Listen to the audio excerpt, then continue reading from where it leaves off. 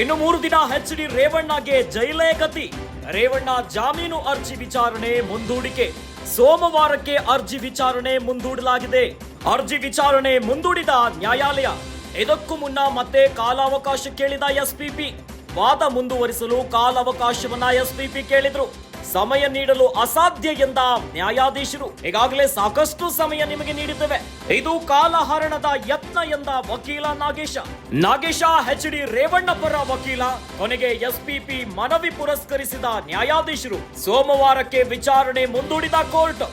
ಇನ್ನು 3 ದಿನ ಎಚ್.ಡಿ. ರೇವಣ್ಣಗೆ ಜೈಲೇ ಗತಿ. ರೇವಣ್ಣ ಜಾಮೀನು ಅರ್ಜಿ ವಿಚಾರಣೆ ಮುಂದೂಡಲಾಗಿದೆ. ಸೋಮವಾರಕ್ಕೆ ಅರ್ಜಿ ವಿಚಾರಣೆ ಮುಂದೂಡಿಕೆ.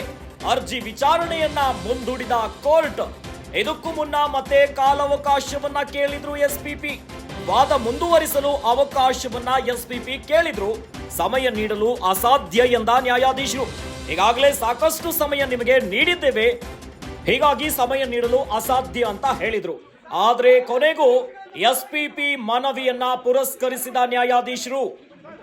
ಇನ್ನು ಎಚ್.ಡಿ. ರೇವಣ್ಣ ಪರ ವಕೀಲ ನ್ಯಾಯಾಧೀಶ ಇದು ಕಾಲಹರಣದ ಯತ್ನ ಅಂತ ಹೇಳ್ತಿದ್ದಾರೆ.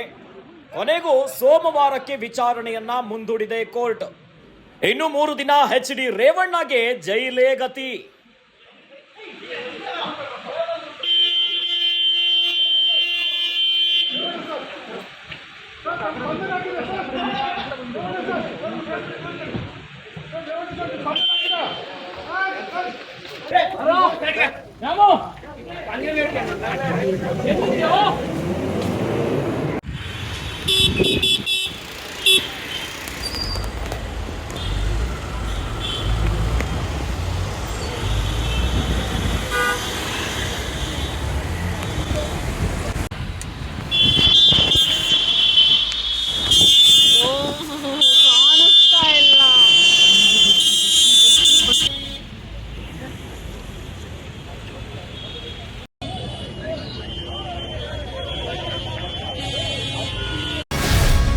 ಗ್ಯಾರಂಟಿ ನ್ಯೂಸ್, ಸುದ್ದಿ ಖಚಿತ, ನ್ಯಾಯ ನಿಶ್ಚಿತ.